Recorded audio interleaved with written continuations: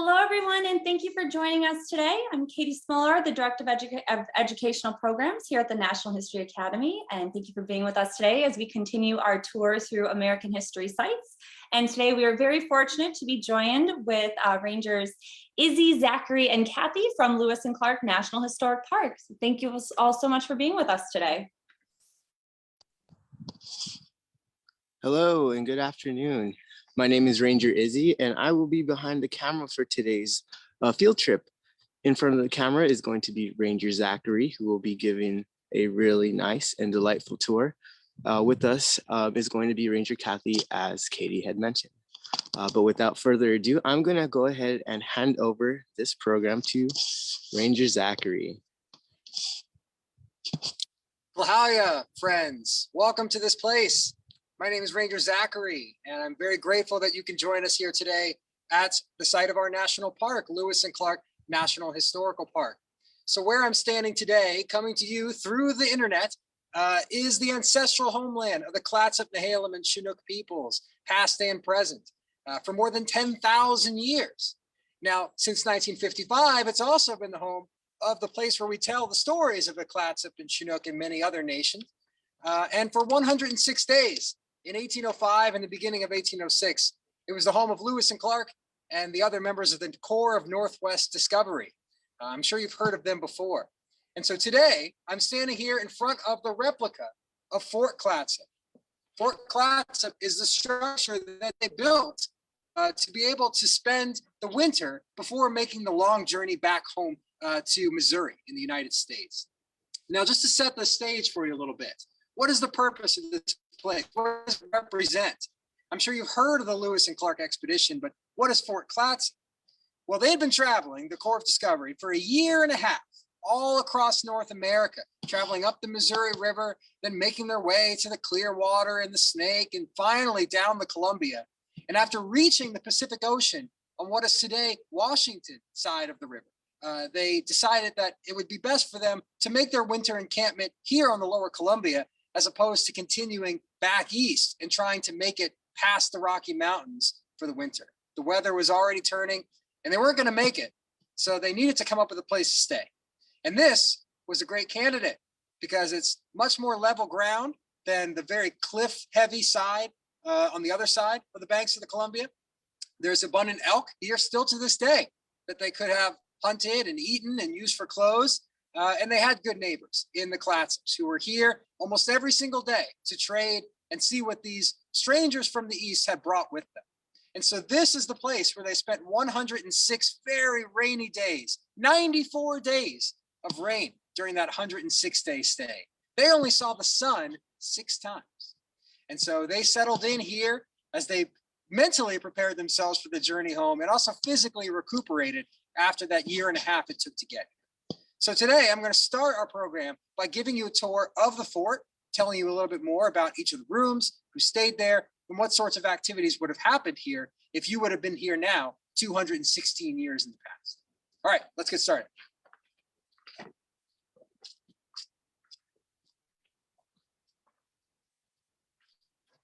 All right, so we're entering the parade grounds of Fort Clatsop. Now, this is the middle part of the fort, and this is here where drills would have happened. Not all the time, but the captains wanted to make sure that the men were ready. This was a military expedition, and because of that, they had to be prepared for any potential military encounters. And they also were coming out here as ambassadors of the United States, and so they wanted to make a good impression. This had worked pretty well for them when they had left Missouri. By the time they got here to Fort Clatsop, all of their really nice wool military jackets were long gone. And one of the primary reasons they needed to build a fort was because they needed to make new clothes. They needed a roof over their heads, someplace long enough where they could get dry and start to make the pants and the moccasins and the jackets that they would need. So how I'm dressed right now actually represents not a very different look than what you might have seen from the members of the Corps of Discovery. My jacket here is made from an old trade blanket, a wool trade blanket. It's called a capote, a French-Canadian style outdoor coat. But underneath, I've got on a linen shirt, which would have been highly coveted to still have one of these by the time the Corps of Discovery reached this place. And I've got pants that are made out of elk hide.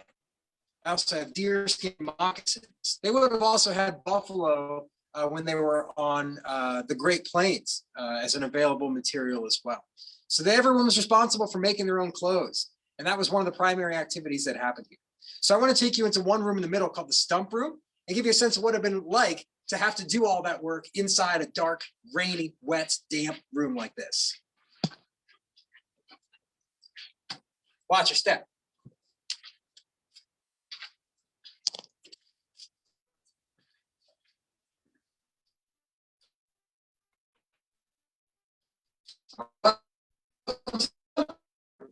The biggest room this time before. We call it stump room because this great big tree stump here from a Sitka spruce. We don't necessarily know what kinds of furnishings that the Corps of Discovery had here at Fort Clatsop. As you can see, we've got bunk beds, and it's reasonable to assume that they would have made beds. They don't really talk about that very much in the journals, actually. So we don't know if every member of the expedition had a bed of their own, or how big those beds were. If I was going to guess, I would actually guess they did not have a bed for everybody because they've been sharing tents and sleeping on the ground side by side for a year and a half at this point. I don't think they suddenly would have demanded that every person had their own individual, unique bed. But nonetheless, if they did, might be what it would look like. Now, within each room on this side of the fort, you would have between 6 to 8 men sleeping here. And not just sleeping, but also working. Now, I talked because they're going to be making clothes. All the elk that they hunted, after they skin those elk and take the meat that they're going to eat, they then need to use those hides for clothes. So they would dress the hides outside and bring those hides in here. And after they were done, they could be cut according to patterns, perhaps prepared. Joseph Whitehouse, one of the privates who was a tailor. And then they would sew everything together, sitting around here telling stories, sewing their moccasins and their shirts. And that would have been the most common labor that you would find here at Fort Clatsop.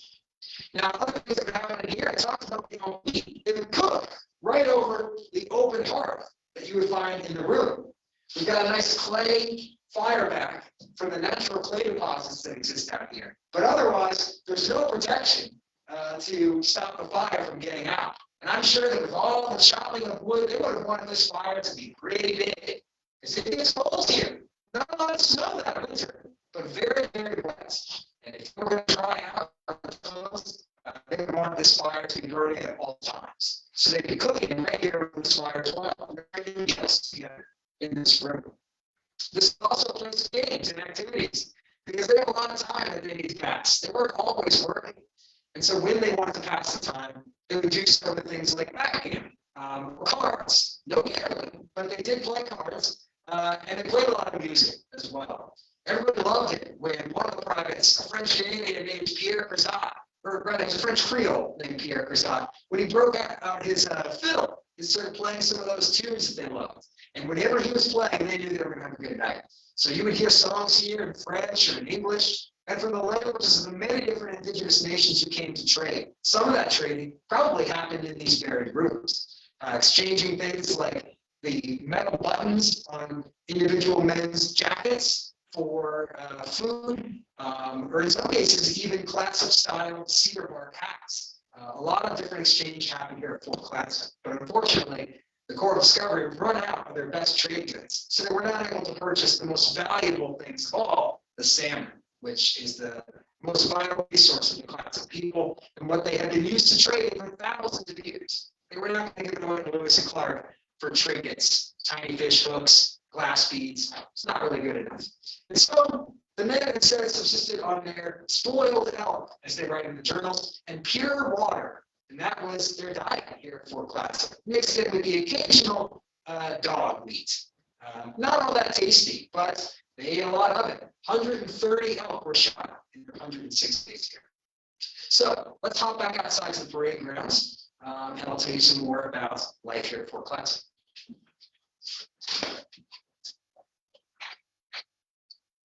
We're really fortunate today to have such great weather.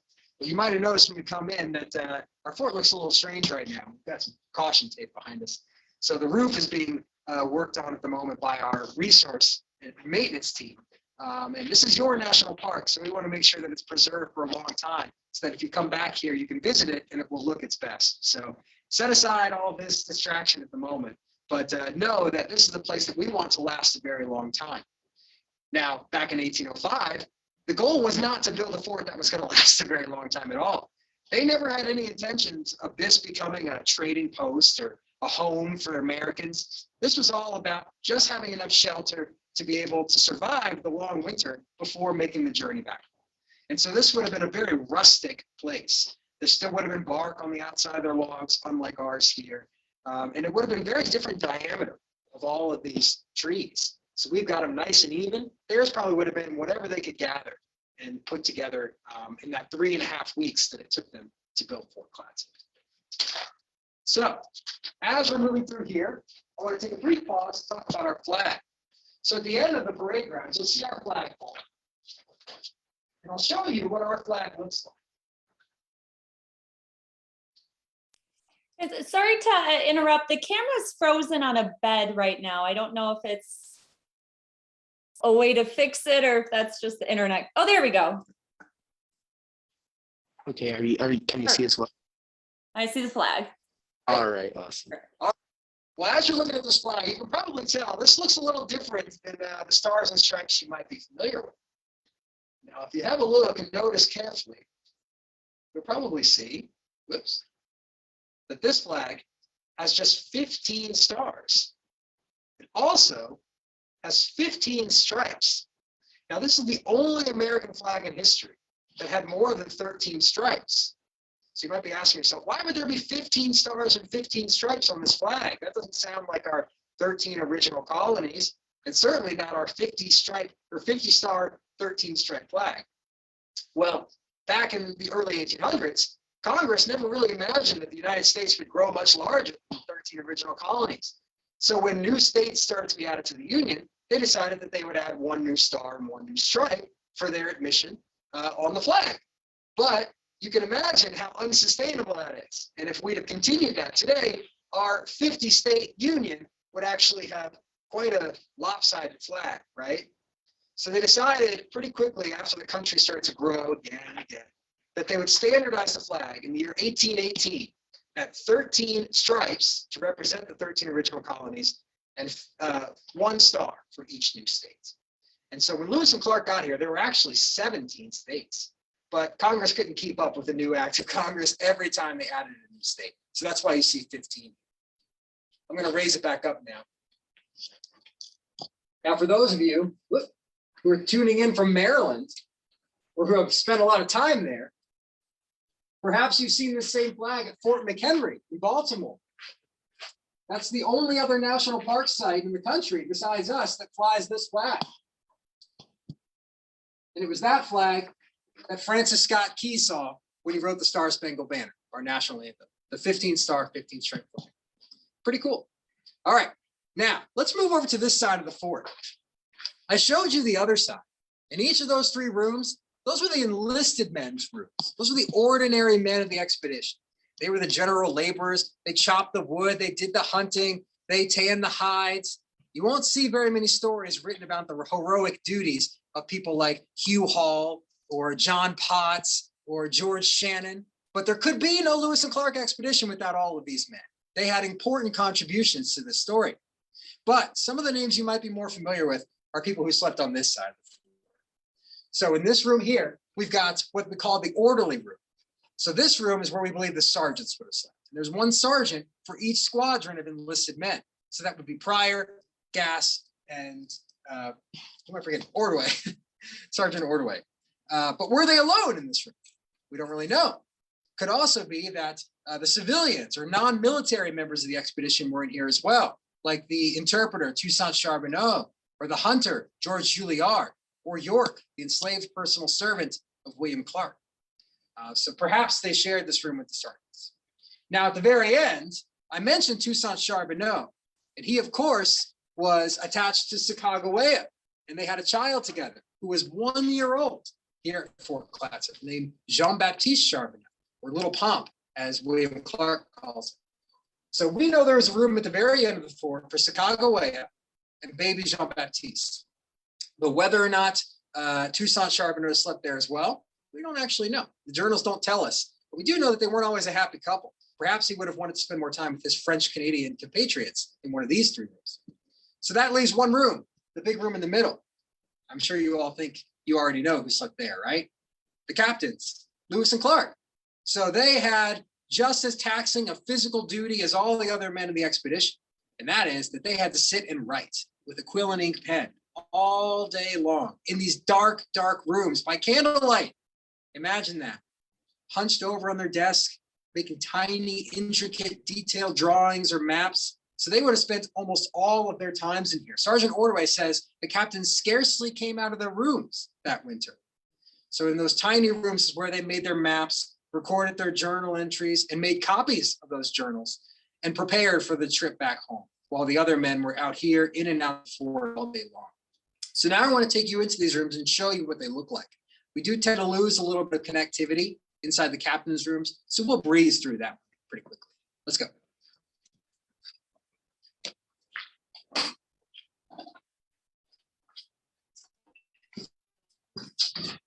So welcome to the orderly room. The sergeants were left here. Now, at most, we're talking about 4 people, maybe 5. So that's fewer than the other side of the room. So they've got a little bit more room in here than what you saw on the enlisted men's side. They also have an extra duty, though, which is to keep track of all their provisions, their stores, the meat that they had hunted, all their powder, tools, cookware. Those things are in this room, which we call the meat room. So it's sort of like a pantry. And it would have been the sergeant's responsibility to keep an eye on this so that the men of the expedition or the visiting tribes didn't have free access to all of their important goods that they wanted to keep track of and give out in rations or at the discretion of the captains. I'll have to let you have a look inside.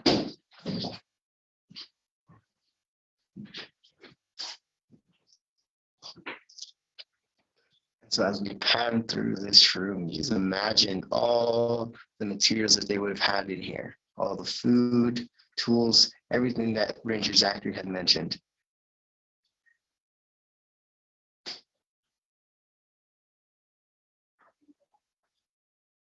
Ranger busy, I can hear a squirrel. We have a Douglas squirrel with us. I definitely heard the little footsteps. All right, so now let's head straight through. You'll get a look here at the captain's quarters. Try to imagine them sitting at their desk, maybe seaman on the ground, huddled by the fire, as they worked by candlelight all day long.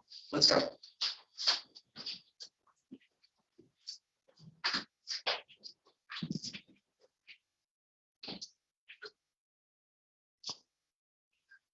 A quick pan of the room. We have 2 bunk beds or 2 beds for the captains. We have 2 seats and a shared eating space with fireplace and 2 working desks.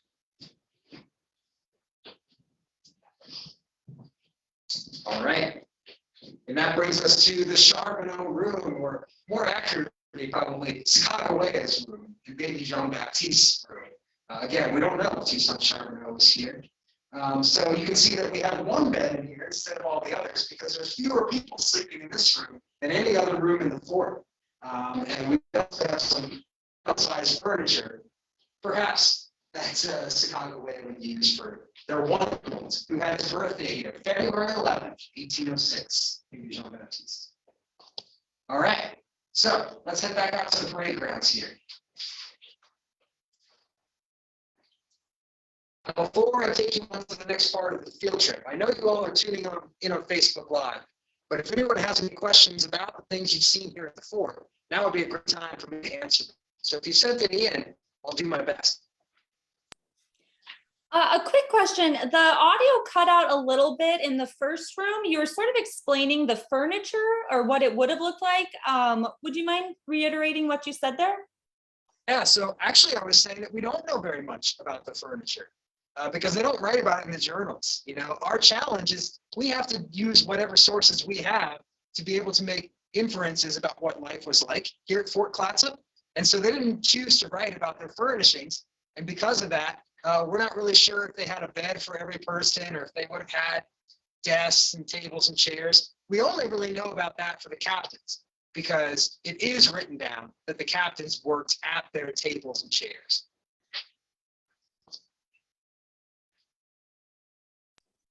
And how is the fort so well preserved? Ah, great question. Well, this is a replica. So this is not the same fort that Lewis and Clark and all the others stayed in. This is one that we built in the year 2006. So we had a replica here from 1955 until 2005, but it burned in an accidental fire. So you're actually seeing Fort Clatsop 3, because the original fort was number 1, and then we had another one from 1955 to 2005. Maybe one more before we move on. After the Lewis and Clark expedition, were there others that stayed at that same fort that they were at? That's a great question. So when they decided to leave here, March 23rd, 1806, Lewis met with Tai Kobaway, the chief of the Clatsops, and said, you can have this fort and do with it what you like. We don't actually have a whole lot of evidence to tell us about what happened to this fort immediately after Lewis and Clark left. Some sources give us the impression that perhaps the Clatsops used it as a hunting shelter, but the Clatsop were living less than a mile from here in plank houses, which were actually larger in dimension than Fort Clatsop. So why would they want this sort of rustic, wilderness fort, so to speak of? I'm not really sure if they would or not. But we do know that when the first Astorians came in 1811, one of the clerks named Gabriel Francher, he took a visit to this site, and he reported that even as early as that point, 1811, a lot of the logs had fallen down. So it did not last very long. Great question. All right, so I'm going to head over to the next area for the second part of the field trip. Let's go.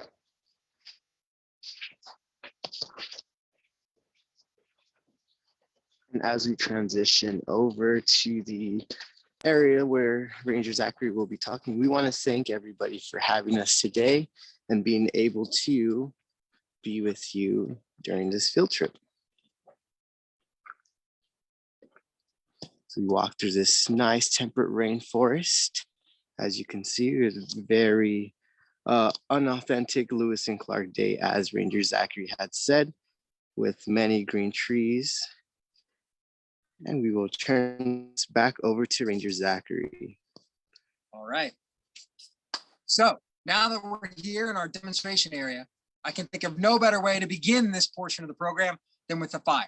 Because as we've talked about, fire is the key to life out here. It's how you cook your food. It's how you stay warm. It's how you get your light inside a very, very dark fort. So I'm going to try to make a fire for you the way that it would have been made by members of the Corps Discovery. And that is with a flint, piece of mined English stone, I believe it's chert, and steel, which is a piece of steel. So I am going to try to strike the flint and steel together and create sparks. And if I'm lucky, one of those sparks will land on a piece of charred cloth. This is a little bit of fabric, maybe muslin or linen, and it's carbonized. We've thrown it into a fire inside of a canister to turn it black. It's very prone to catching a spark. So if one of those sparks lands on here, it'll smolder. And then we can put it into our tinder box, as you see, with some cedar bark shavings. And then I'll apply a bit of oxygen with my own breath. And hopefully that will create a flame, which I could then use to light my tallow candle. Now, the candles the Corps Discovery would have come from the elk that they had been hunting. Ours are made out of beef fat. So they taste, or not taste, they smell like hamburgers. I haven't tasted them, I promise. I never ate my candles. Sometimes the Corps Discovery ate theirs. All right. I'm not quite as good as this at Ranger Izzy is, but we'll see how it goes. We believe in you, Ranger Zachary.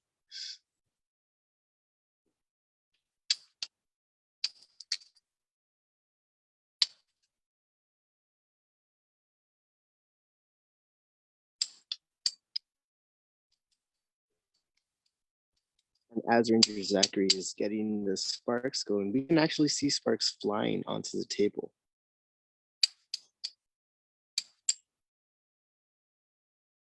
The trick is trying to put the charred cloth in just the right place so that the spark lands on it. Ooh. We have eagles screeching. Yeah, the eagles are cheering me on. Rooting for you. Sparks are flying in the wrong direction. I'm gonna give it a couple more tries here.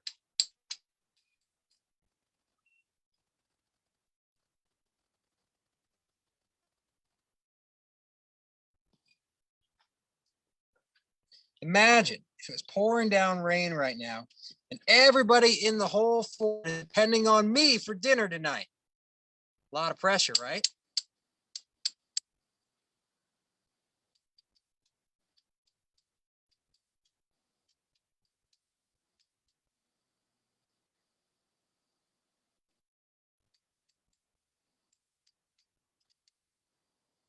Maybe some of us are familiar with these two tools in the game of Minecraft.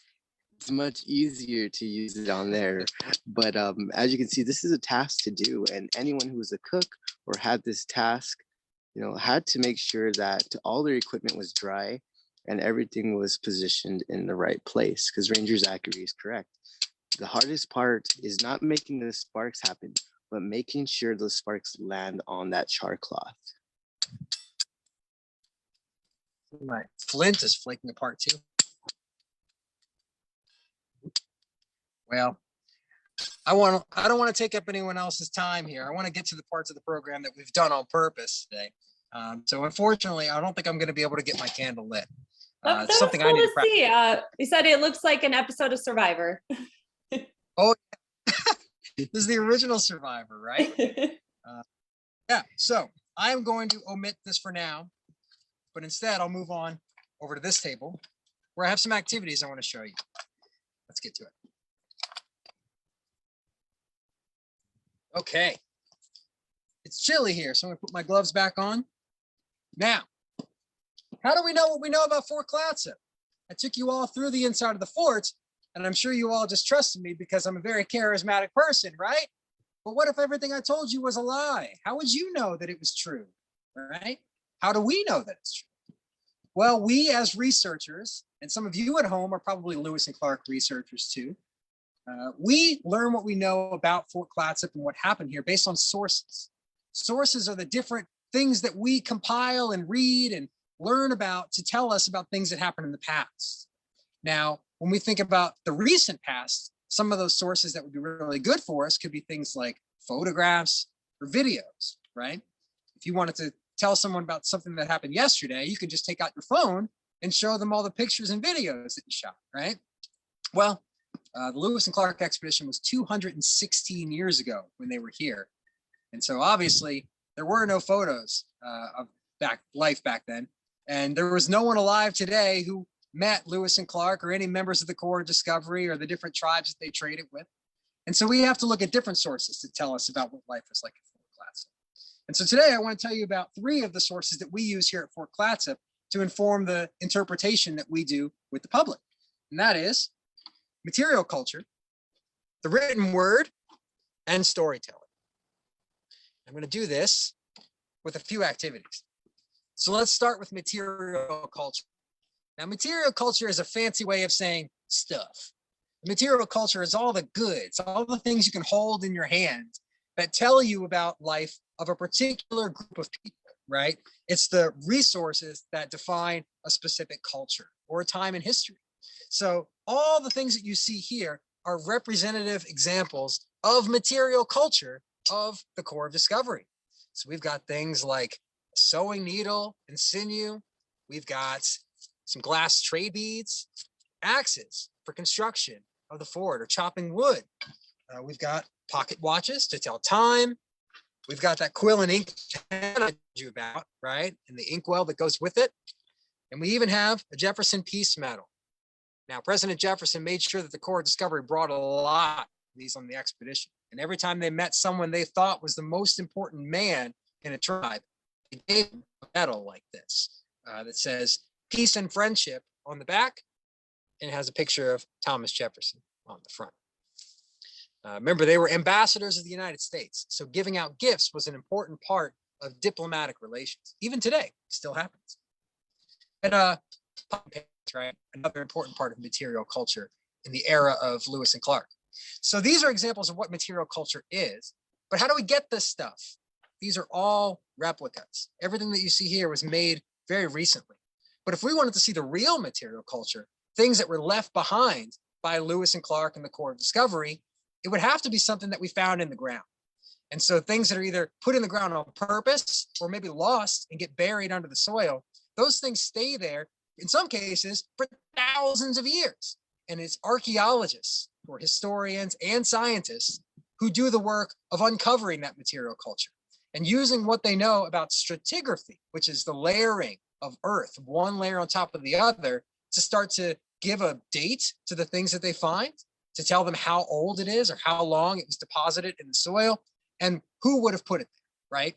So that is something that has happened here. And I want to do an activity with you. So let's have a look at this. Now, as you can see, I've got this nice little diagram. At the top, there's a forest. Now imagine that all of this forest land here, all of this, is the area that today is part of our national park. Now, if it was, how would we know which of these columns, A, B, or C, would be the column where the original Fort Clatsop once stood? Because before we built our replica, there was no structure like this here. So we had to figure out which one of these is the one where Fort Clatsop was. Well, we can learn by what we find in the ground, and that's what archaeologists do. So as you see, all the things that are depicted here are examples of material culture of different groups that have existed in this area, stayed here over the years. And when we go back in time, the deeper we go, the further back in time we get. Now, as you can see on this diagram, it goes up to 280 years. That's as far down as we're going to penetrate into the earth today. Now, Lewis and Clark were here 216 years ago. So knowing what you know about the material culture of the core of discovery and how long ago they were here, which one do you think it is? A, B, or C, where Fort Clatsop that they built once stood? Just think about it for a moment.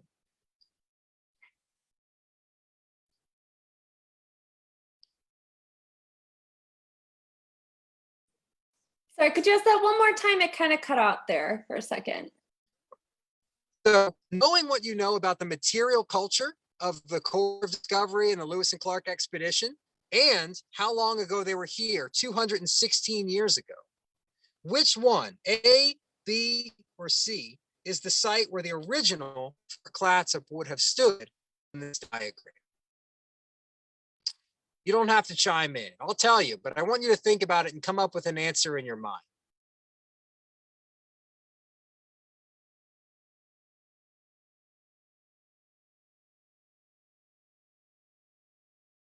Okay. Anyone here say C? If you did, you're right. So in this example, C is the one where the original Fort Clatsop would have stood. And the way that we can do that is when we go back in time, 216 years. That's between this layer and this layer. So this is the only row that we're concerned with, because this is the era that Lewis and Clark were here.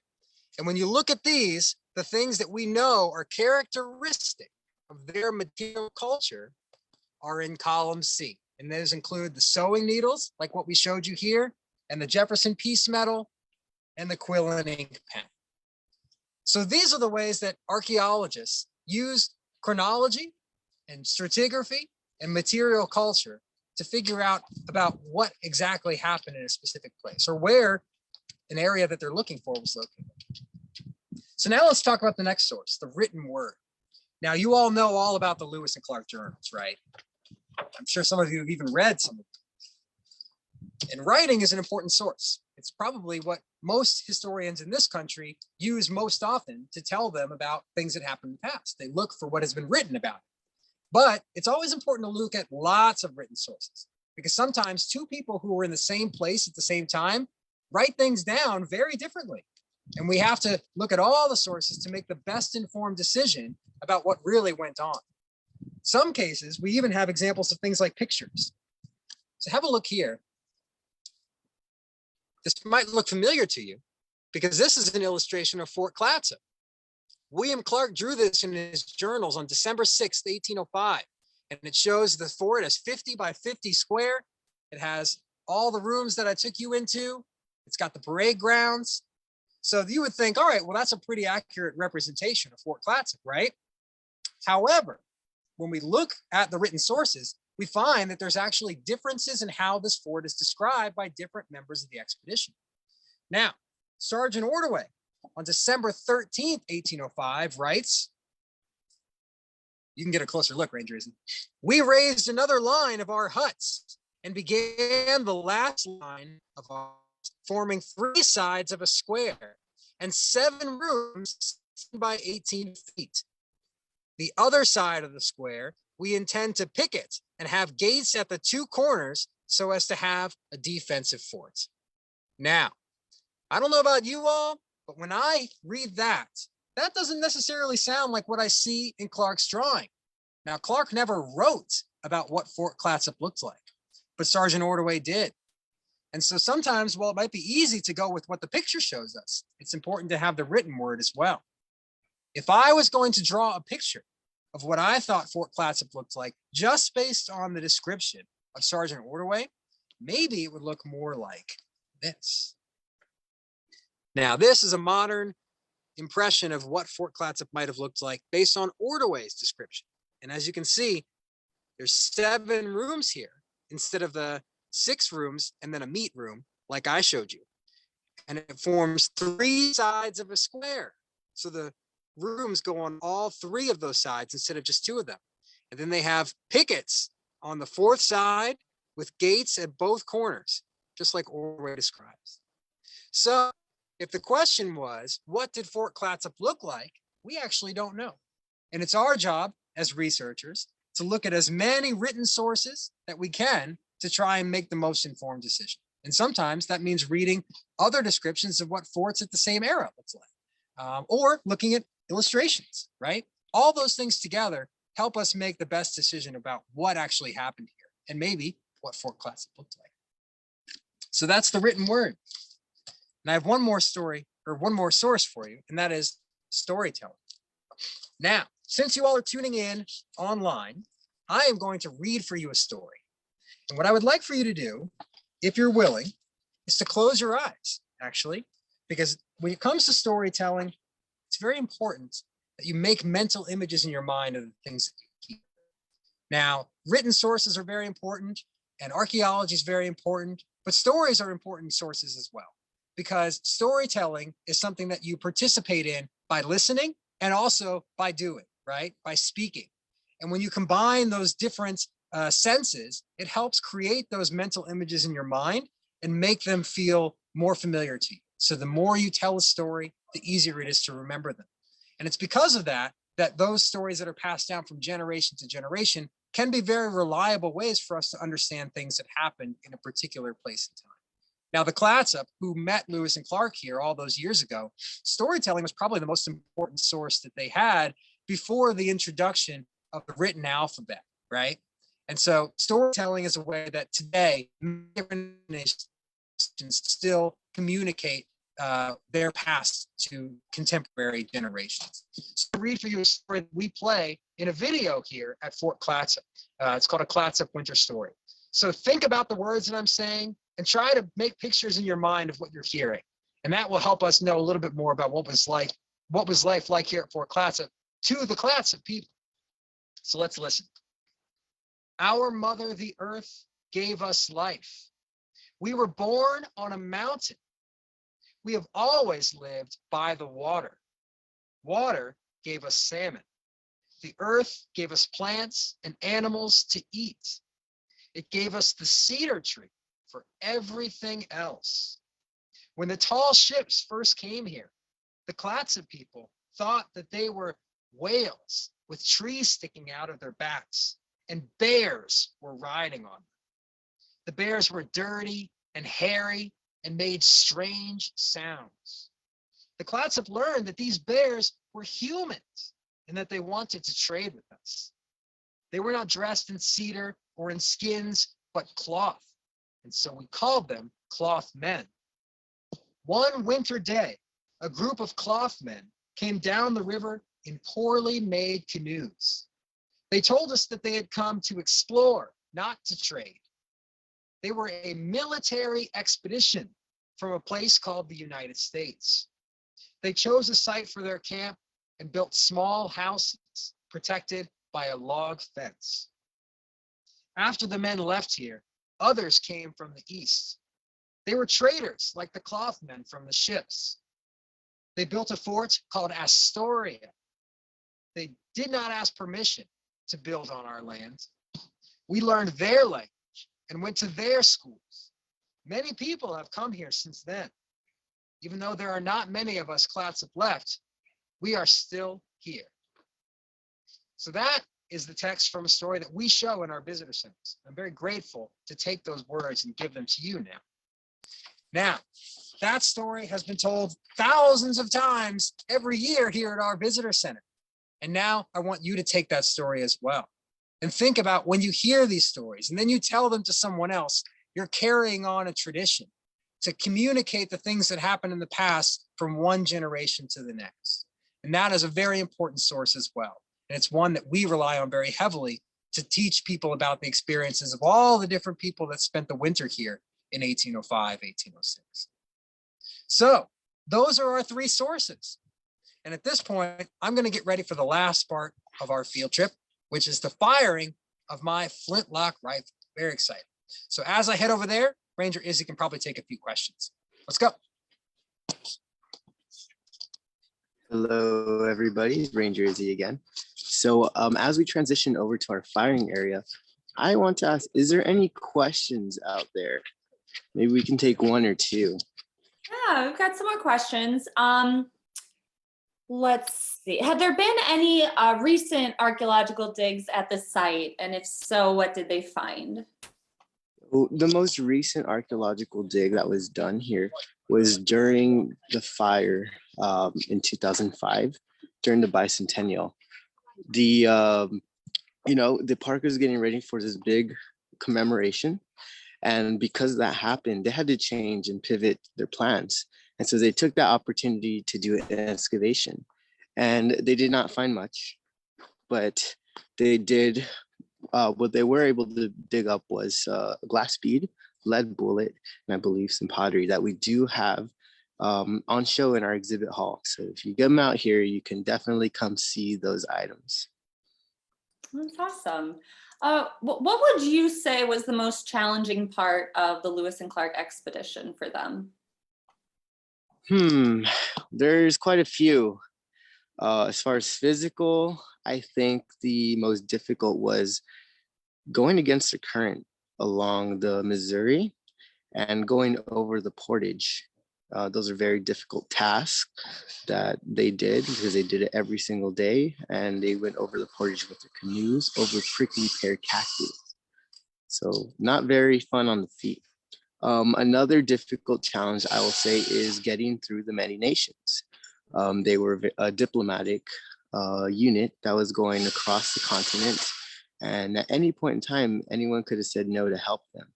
But they were able to be respectful in a way, or enough to be able to receive some passage from the many nations they went through.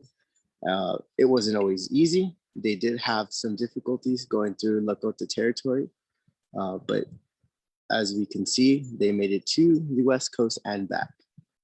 So some things to think about in there. But those are really good questions. I'm gonna go ahead and turn the camera over back to Ranger Zachary, and we'll probably take some more at the end. Thank you.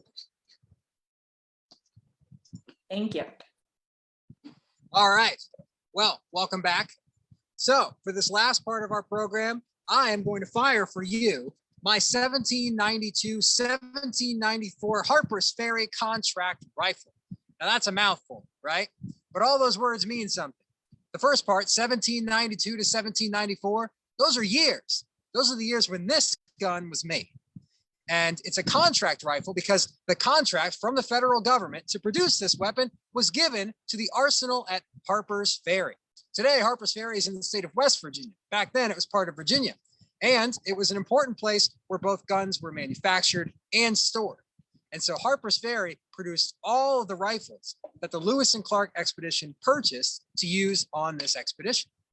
So this is one of several different kinds of firearms they had with them. Probably the most common kind of rifle. They also had trade rifles, which were lower quality and made specifically to trade with the tribes.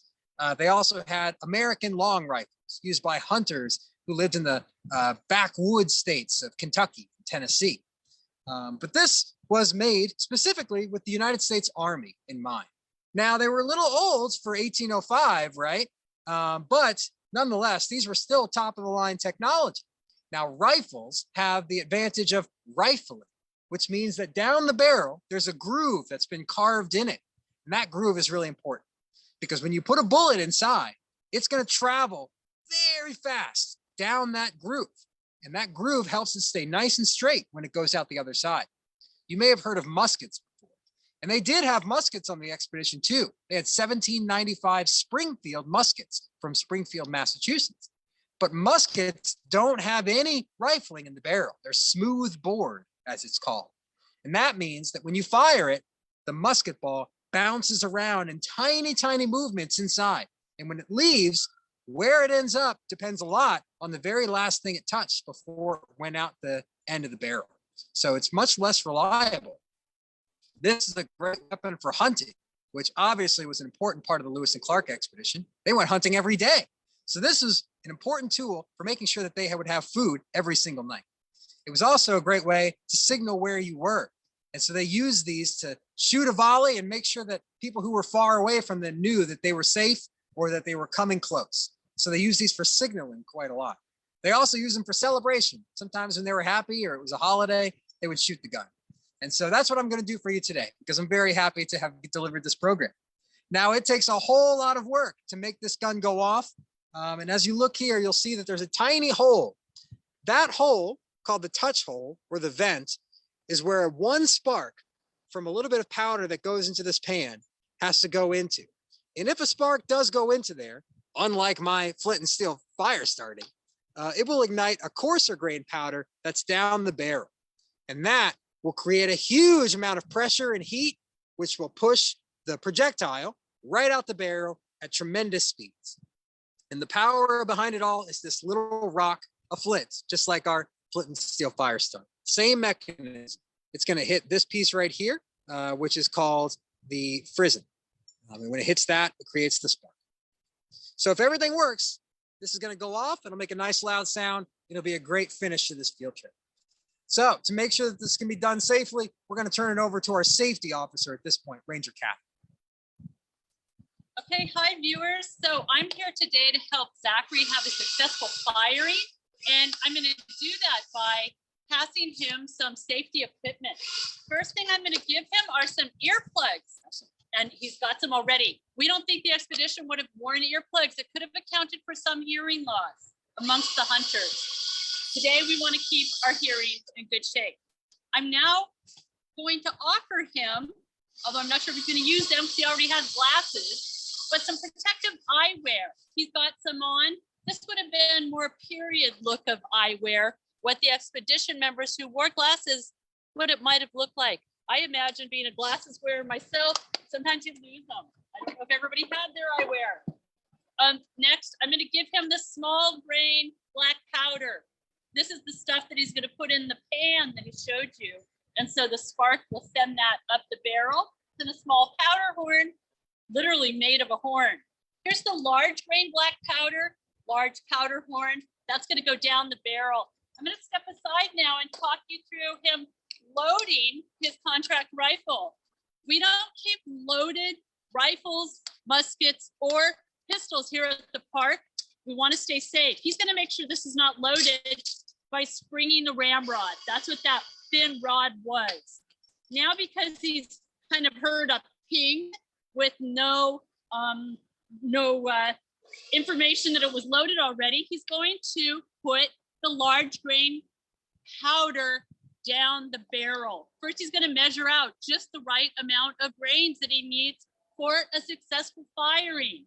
So here he goes. He's got a brass powder measure. He wants to make sure that nothing sparks.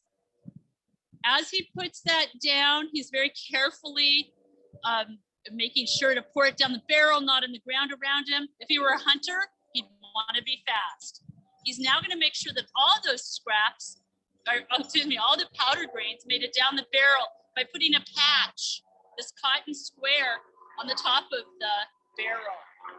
To that, he'll add something else special. He's going to moisten it And now he's preparing his bullet. That's right, he's making a bullet out of a cloth napkin.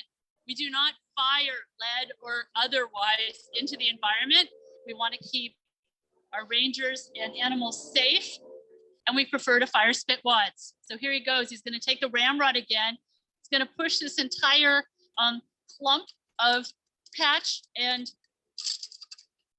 bullet down the barrel to make sure that all the grains of powder are there. Now he'll turn his attention to that pan. That's that little divot where he's going to put the small grain powder. Ideally, what will happen then is when he pulls the trigger, the flint and steel strike, creating a spark that goes down the barrel through that little hole. All right, I'm going to check in with him before I make sure that anybody watching us would be safe. Zachary, are you ready? Okay, so now we have some visitors here, friends on Facebook. If you were with us, I'd want to make sure that you secured any dogs or small children you had near you. We'd want you at a safe distance from where Zachary's firing. It's not the loudest thing you will have heard, but it's plenty loud. He's going to try to fire on my count of 3. On 2, I'd ask anybody here to cover their ears. You can make your own choice on Facebook land, but we'll try to see if we can have Zachary have a successful firing here. Okay, Zachary, are you ready? 1, 2, 3. Huzzah. Huzzah! All right. Well, what do you know? We got it done. And that was pretty quick too. Thank goodness that elk decided to sit tight and wait for me to get all those steps down correctly. In real life, that is something that would have had to happen many times a day, and they would have been off in the woods making sure that their powder was ready and hopefully nice and dry so they could bring home an elk. So I can think of no better way to end this trip than with a nice loud bang. So with that, I'll turn it over for any final questions, and then I'll let you enjoy the rest of your day.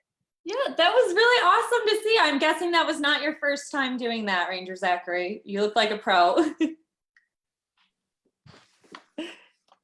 Well, so we are just about out of time. One final question we would like to ask, and for all of you, if you wouldn't mind answering, a lot of our students are interested in careers in history, in the history field eventually. Would you mind either sharing how you got started or any advice you'd give to someone who's interested in a career like this? Because Ranger Zachary, you made this look very, very cool today. So I think there's a lot of people envious of your position. Very cool. It's very fun. And I highly recommend everyone else who's interested in this work get involved as early as you can. Pathways internship is a great way to get your foot in the door and accrue government time, which can help during your application process. Also, any federal service like military or National Guard, Peace Corps, those things will make you have a much better chance of getting through the hiring process. And volunteering. That's how I got started at this park, actually. I was a volunteer here for 2 years before I was able to get this first job as a paid ranger. So get involved in your local national park. Hey, and Zachary, what was your major in college? What'd you like to do in high school? My college major was history. What I like to do in high school and college and still today is go to historic sites. I'm a huge history nerd. And if you're a history nerd like me, don't ever let anyone tell you that there's no jobs in this field or that there's nothing that you can do with that degree. Yes, there is. And so I hope that you can pursue your passions as long as you can. Oh boy, the eagle is really interesting. Huh? Very much so. Great. And I'd say too, I'd add on, I was an American Studies major in college, big history fan in high school, always sat in the front row, and it really enjoyed reading like firsthand documents. So that got me interested in history. Second career, I was a journalist, and now direct the education program. I'd share what Zachary said, start out as interns. We hire high school age, college age interns all the time, as do many of our 423 national park sites. Go out and visit, get involved. We really encourage you to do that. Izzy, I don't want to speak for you, but you got another history major behind the camera. It's true, history and communication. So Zachary is right. There's always an opportunity for you to jump into this field. Don't give up, but do join in early. I applied my life away right after college in 2017 and was hired on a few months later here. So the opportunities are out there. Don't You sleep started on as a them. volunteer at your home park near El Paso, Texas. I did. I was a volunteer as well at the Chamizal National Memorial. Yeah. Yeah. All right. we were Well, at- thank Sorry, we were at Chamizal the other month.